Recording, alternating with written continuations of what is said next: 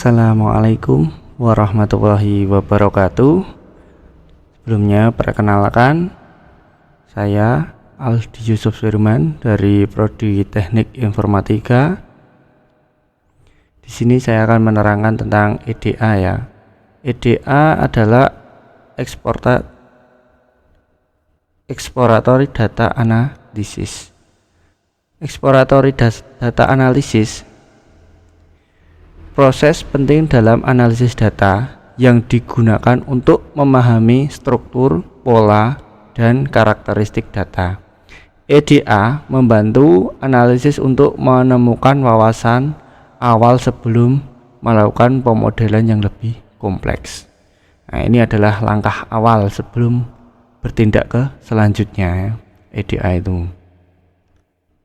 Nah, tujuannya EDA yang pertama adalah memahami struktur data. EDA membantu dalam memahami bentuk dan struktur data, termasuk tipe data, jumlah baris dan kolom, dan distribusi nilai. Terus yang kedua adalah identifikasi pola dan hubungan. Melalui EDA, analisis dapat mengidentifikasi pola dan hubungan antara variabel yang mungkin tidak terlihat secara langsung. Deteksi anomali. Proses EDA memungkinkan deteksi outliers atau nilai yang tidak bisa yang dapat mempengaruhi analisis lebih lanjut. Memeriksa asumsi. Sebelum membangun model statistik atau machine learning, EDA membantu dalam memeriksa asumsi dasar seperti normalitas dan linearitas.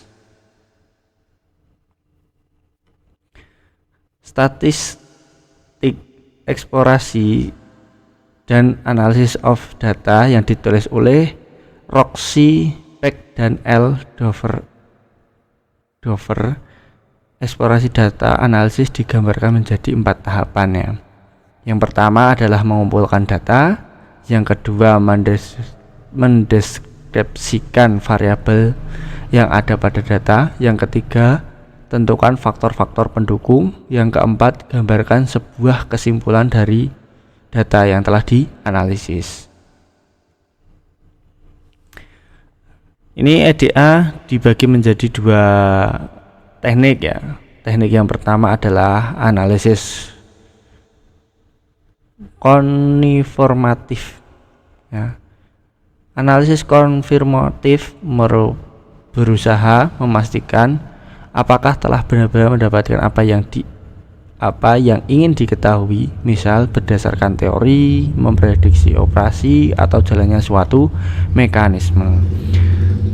Terus yang teknik kedua adalah analisis eksploratif ya. Ini adalah mengekspor atau mengetahui secara lebih jauh apa yang mereka katakan. Nah, ini terus ada juga perbedaannya eksplorasi dan konfirmasi. Untuk yang eksplorasi itu mengikuti jalan data dan memenuhi metode yang cocok. Terus yang kedua termasuk statistik deskriptif ya. Terus yang ketiga mencari jalan fleksibel untuk menguji data tanpa prasangka. Nah, ini lebih fleksibel ya. Mencoba mengevaluasi validitas aman, mengira-ngira besar kesalahan. Untuk yang konfirmasi memaksa data mengikuti model yang ada. Jadinya untuk yang konfirmasi ini harus ya.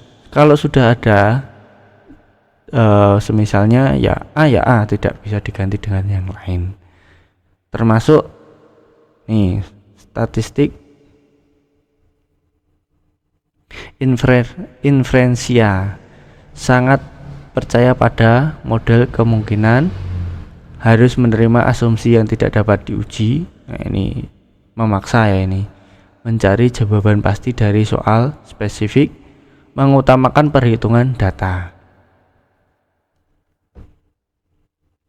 Untuk kekurangannya adalah untuk yang eksplorasi mengetahui informasi lebih dalam, cara fleksibel, umum, tidak perlu data dukung terlalu banyak. Konfirmasi menyajikan informasi yang tepat pada waktu yang tepat, teori, metode yang dibangun dengan baik. Kekurangannya ini eksplorasi tidak mengandung jawaban yang definitif, ya, sulit untuk menghindari opini, bisa data atau sampling error, tidak bisa menganalisis adanya error atau jawaban yang salah. Untuk yang konfirmasi, kesan tidak baik pada ketelitian tidak baik, analisis dibuat dari ide-ide yang telah terbentuk sebelumnya, susah untuk memperhatikan hasil akhir yang tidak dapat diperbaiki.